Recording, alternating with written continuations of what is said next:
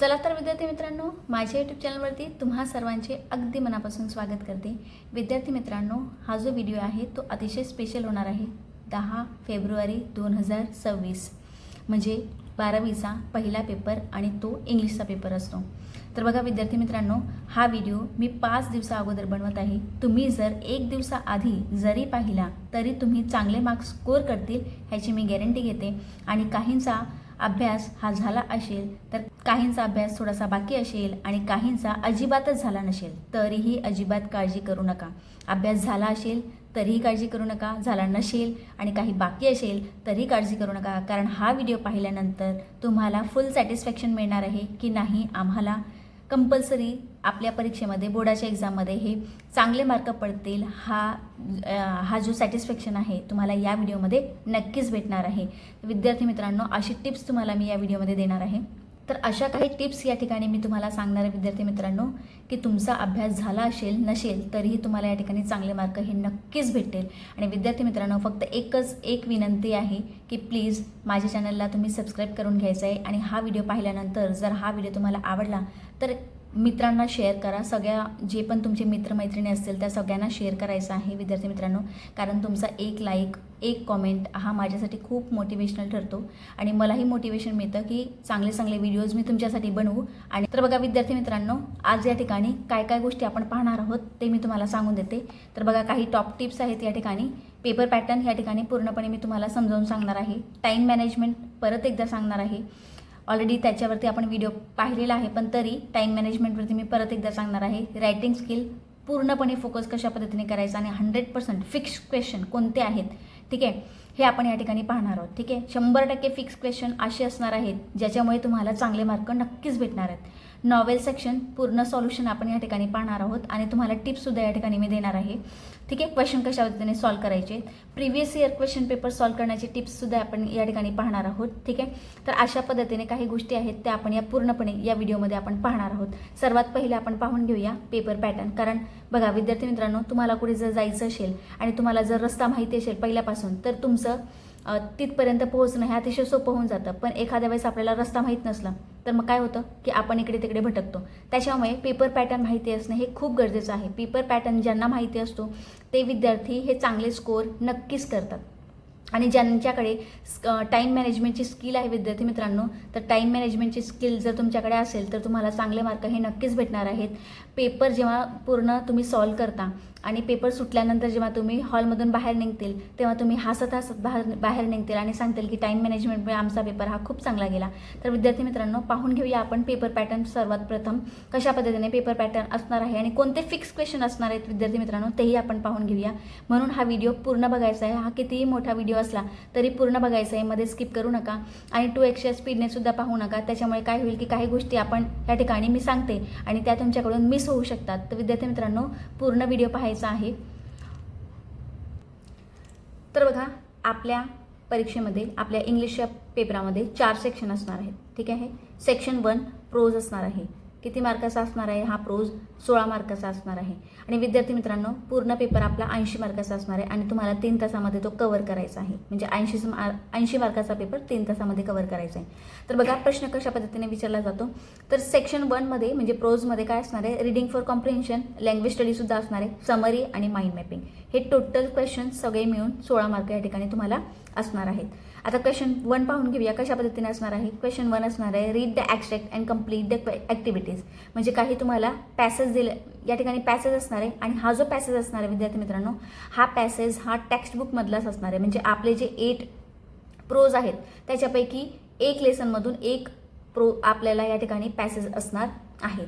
आता बघा क्वेश्चन कशा पद्धतीने असणार आहे। क्वेश्चन नंबर 1 ग्लोबल अंडरस्टँडिंगचा असणार आहे 2 मार्कासाठी। ठीक आहे, आणि कॉम्प्लेक्स टेक्स्चुअल क्वेश्चन नंबर 2 हा सुद्धा 2 मार्कासाठी। ॲनालिसिससाठी 2 मार्क।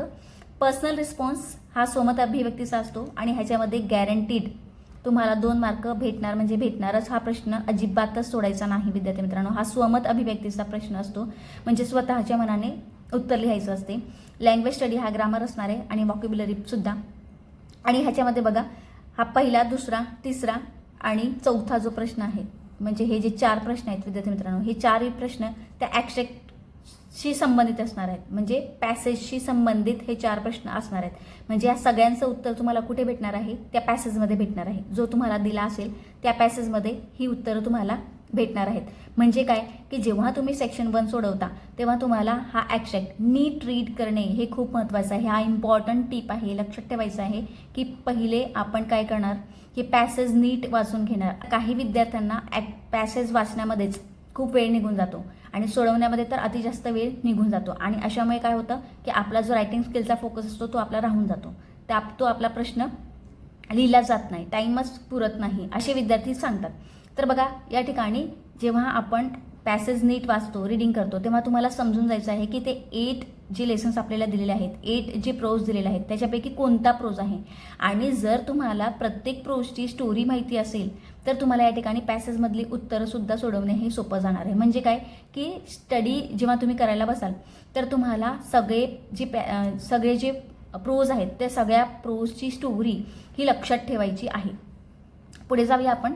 तर या ठिकाणी बघा बी क्वेश्चन असणार आहे, तो लँग्वेज स्टडीज असणार आहे आणि तो नॉन टॅक्च्युअल असणार आहे. म्हणजे इथे टॅक्च्युअल असणार आहे, म्हणजे पॅसेजशी संबंधित असणार आहे आणि इथे मात्र हा जो क्वेश्चन आहे तो पॅसेजशी संबंधित नसणार आहे. विद्यार्थी मित्रांनो, ह्याच्यामध्ये B1 आणि B2 क्वेश्चन असणार आहेत आणि किती मार्काला असणार आहे, हा पूर्ण प्रश्न 4 मार्काला असणार आहे. म्हणजे डू ॲज डायरेक्टेड तुम्हाला या ठिकाणी कन्फर्म आहे. ट्रान्सफॉर्मेशन ऑफ सेंटेन्स आणि डू ॲज डायरेक्टेड हे कंपल्सरी प्रश्न येणार, म्हणजे येणारच 3 मार्काला.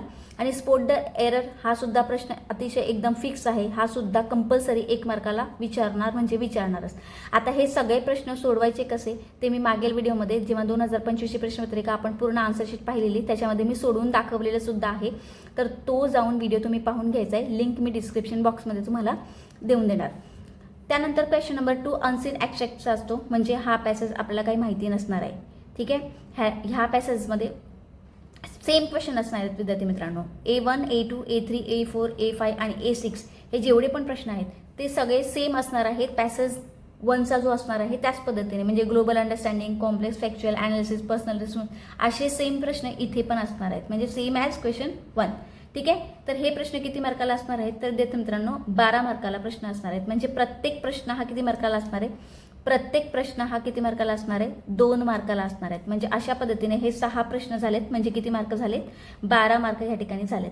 आणि हे सगळे जे क्वेश्चन्स आहेत हे त्या ॲब्स्ट्रॅक्टशी संबंधित असणार आहेत, म्हणजे त्या अनसीन पॅसेजशी संबंधित असणार आहेत. ह्याच पॅसेजमध्ये आपल्याला, म्हणजे ह्याच क्वेश्चनमध्ये आपल्याला एक प्रश्न अजून असतो B, तो समरी रायटिंगचा. हा सुद्धा फिक्स क्वेश्चन आहे, येणार म्हणजे येणारच. हा जो समरी रायटिंगचा प्रश्न आहे तो या अनसीन पॅसेजशी संबंधित असणार आहे. म्हणजे हा जो पॅसेज तुम्हाला दिला असेल त्याचंच तुम्हाला काय करायचं आहे, समरी रायटिंग करायची. समरी रायटिंग कशी करायची, किती शॉर्टकटमध्ये लिहायचं, किती लिहायचं उत्तर, ह्या सगळ्या गोष्टी मी स्पेशल व्हिडिओ बनवलेला आहे, त्याच्यामध्ये तुम्ही जाऊन पाहू शकता. लिंक तुम्हाला डिस्क्रिप्शनमध्ये देणार आहे. त्यानंतर माइंड मॅपिंग हा सुद्धा फिक्स क्वेश्चन आहे, हा सुद्धा फिक्स क्वेश्चन आहे. म्हणजे 3 आणि 3 6 मार्क या ठिकाणी तुमचे फिक्स होणार आहेत. हा सुद्धा फिक्स क्वेश्चन आहे. माइंड मॅपिंग कसं करायचा, पण हा जो प्रश्न आहे तो कदाचित ह्याच्याशी संबंधित नसणार आहे.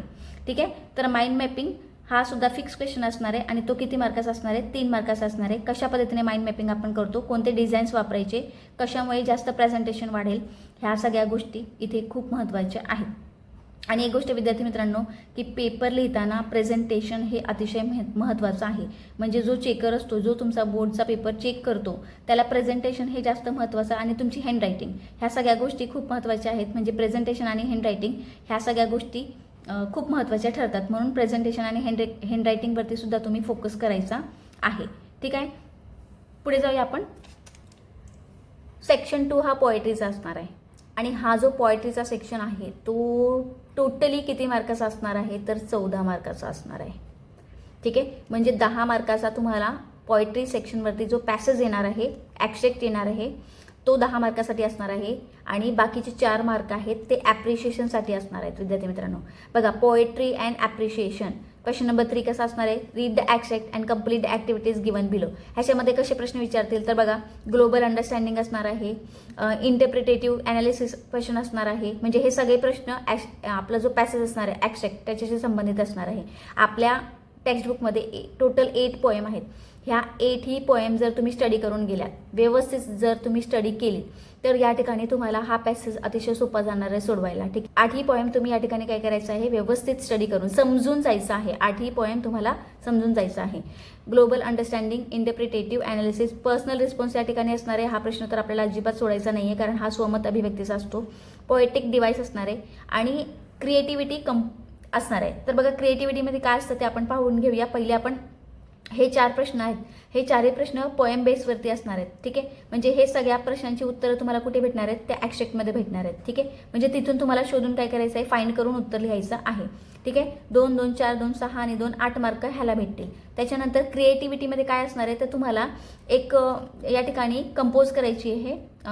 2 to 4 लाईन्स या ठिकाणी कंपोज करायची असते. तुम्हाला एक टॉपिक दिला जातो आणि त्याच्यावरती तुम्हाला सांगितलं जातं की पोएम कंपोज करा.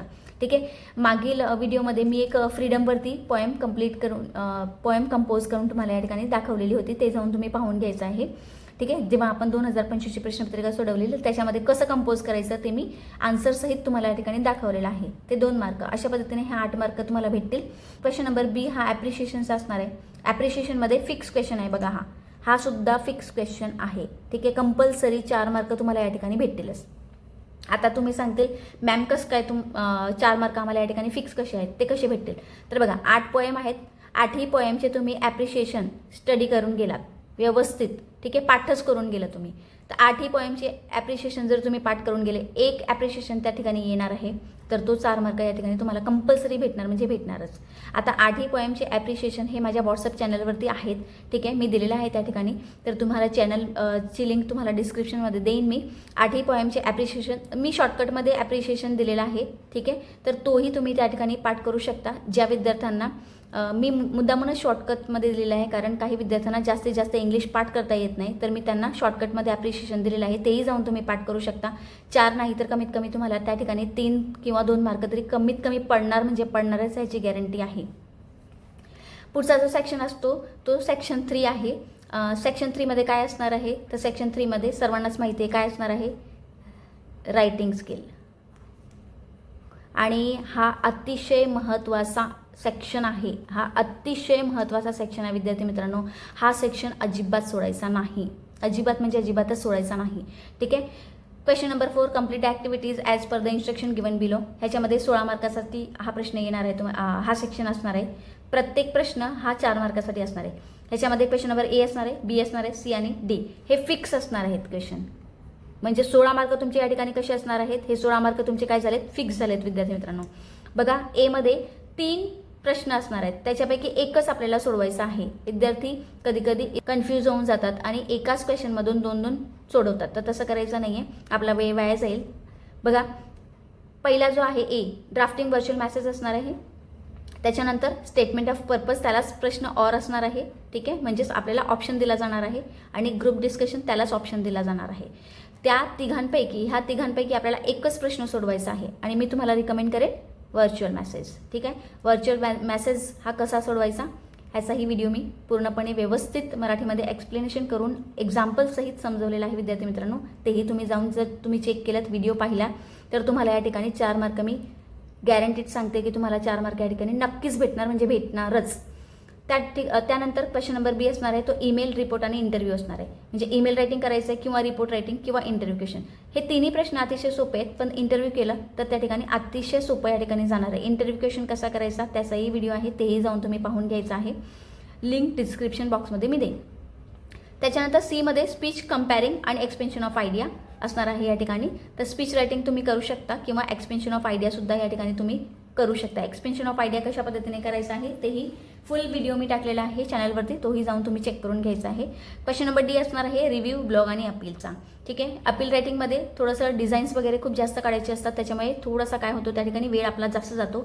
ब्लॉग रायटिंगमध्ये तुम्हाला पूर्ण फॉर्मॅटचा वापर करायचा आहे आणि रिव्ह्यू रायटिंग हा सोपा असतो. तर रिव्ह्यू रायटिंग तुम्ही फिक्स क्वेश्चन आहे विद्यार्थी मित्रांनो. मी तुम्हाला सांगते जर तुम्हाला 4 मार्क या ठिकाणी पाहिजे असतील तर रिव्ह्यू रायटिंगच करा तुम्ही. तर बघा विद्यार्थी मित्रांनो, 4 मार्क जर तुम्हाला या ठिकाणी पाहिजे असतील तर रिव्ह्यू हे कंपल्सरी तुम्ही डोक्यामध्ये फिक्स करून जा की तुम्हाला रिव्ह्यू रायटिंग हा प्रश्न करायचा आहे. कारण सांगते की रिव्ह्यू रायटिंग ह्याच्यामध्ये 2च प्रश्न, तुम्हाला 2 टाईपचे प्रश्न विचारले जातात. एक तर बुक रिव्ह्यू विचारला जाईल किंवा तुम्हाला फिल्म रिव्ह्यू किंवा कधी कधी मॅगझिन विचारला जाईल. जास्तीत जास्त तुम्ही बुक आणि फिल्म रिव्ह्यूज पाहिलेला आहे मागील प्रश्नपत्रिकेमध्ये. आणि हे दोन्ही प्रश्न असे आहेत जे तुम्ही घरून स्टडी करून जाऊ शकता आणि कॉपी पेस्ट करू शकता. म्हणजेच काय, तुम्ही बुक रिव्ह्यूवरती समजा एखादी बुक घेतली, रिव्ह्यू कशा पद्धतीने करायचं ते पाहिलं, पाठांतर करून गेले आणि तेच तुम्ही लिहून घेतलं जर परीक्षेमध्ये बुक रिव्ह्यू आलं तर. किंवा फिल्म रिव्ह्यू, एखादी फिल्म रिव्ह्यू तुम्ही या ठिकाणी पूर्णपणे स्टडी करून गेले किंवा पाठ करून गेले आणि तेच तुम्ही जर रिव्ह्यू रायटिंगमध्ये लिहिलं तर तुम्हाला या ठिकाणी 4 मार्क नक्कीच भेटणार आहेत. रिव्ह्यू रायटिंगवरती मी पूर्ण व्हिडिओ, पूर्ण एक्झाम्पल तुम्हाला कॉपी पेस्ट दिलेला आहे विद्यार्थी मित्रांनो.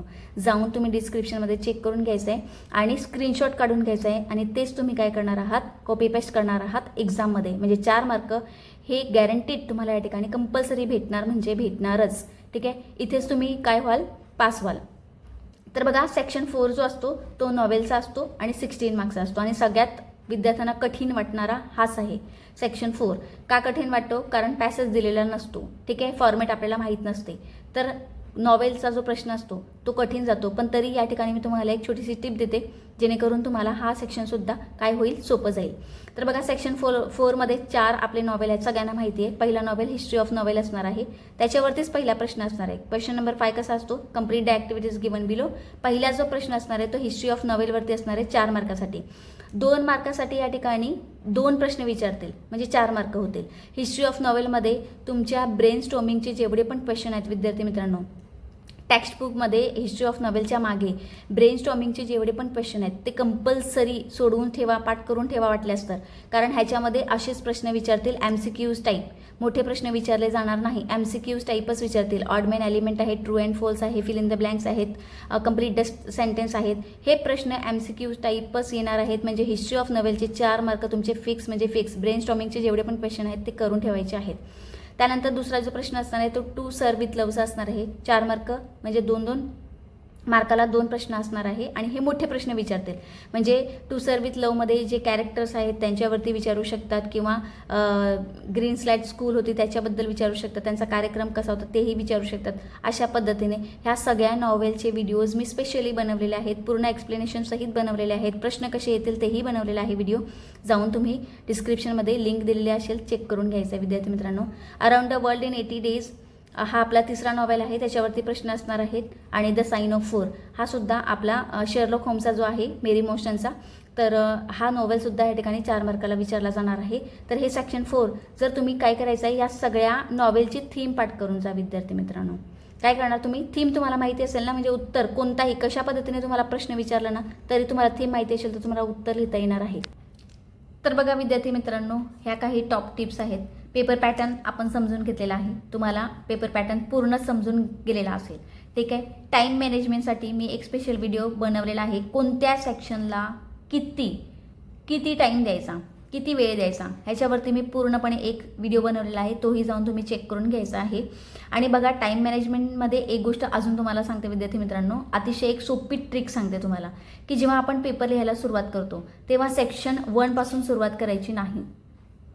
सेक्शन 1 म्हणजे प्रोज, ह्याच्यापासून सुरुवात करायची नाही. मग कुठून सुरुवात करायची, सेक्शन 3 पासून सुरुवात करायची, म्हणजे रायटिंग स्किलपासून आपल्याला सुरुवात करायची.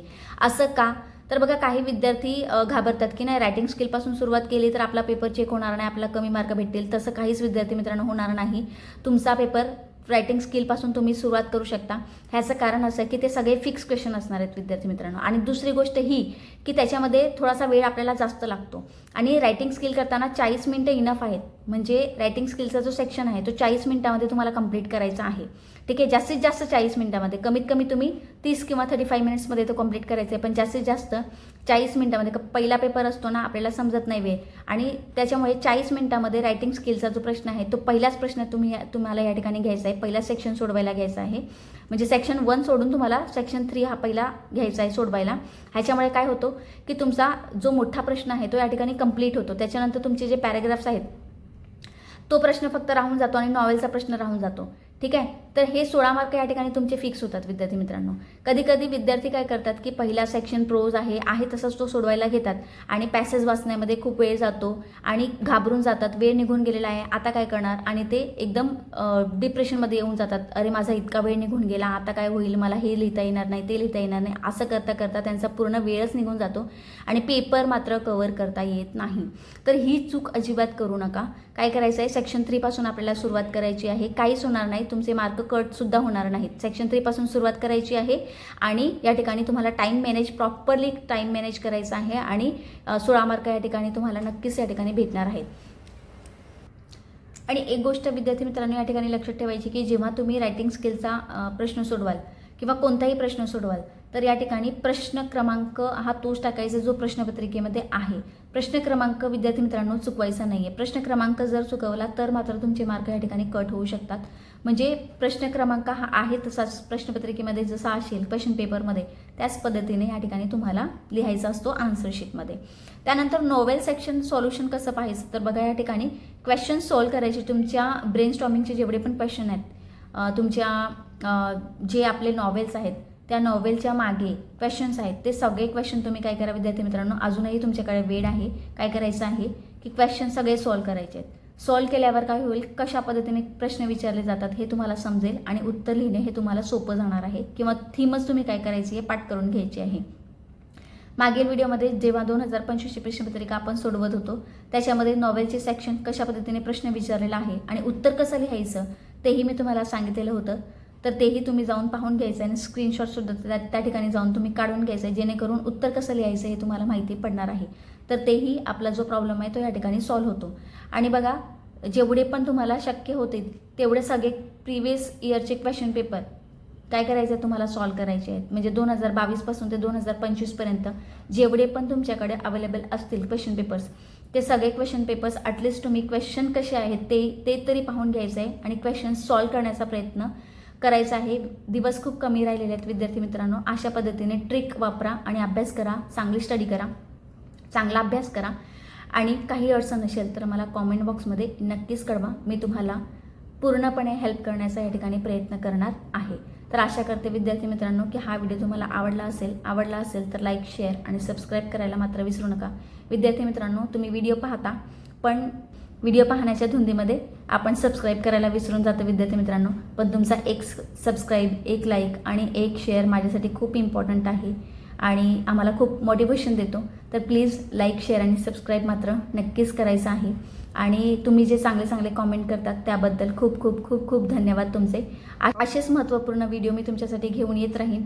म्हणून चॅनलला सबस्क्राईब केल्यानंतर बेल आयकॉनसुद्धा प्रेस करून घ्यायचं आहे जेणेकरून सगळे नोटिफिकेशन तुम्हाला ऑन टाईम भेटत राहतील. भेटूया आपण नेक्स्ट व्हिडिओमध्ये. धन्यवाद.